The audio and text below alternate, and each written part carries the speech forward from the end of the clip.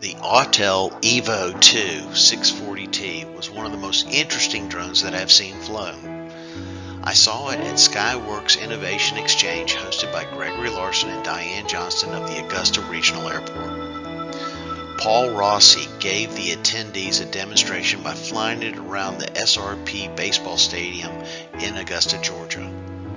This is one cool looking drone. The drone is the Enterprise series and had a thermal sensor attached to it. Paul even took it up and played music through it. I kept thinking about Ride of the Valkyries from Apocalypse Now. This drone has over 40 minutes of maximum flight time and comes in 3 different models. The Autel Evo II 640T Enterprise bundle was listed for $9,200.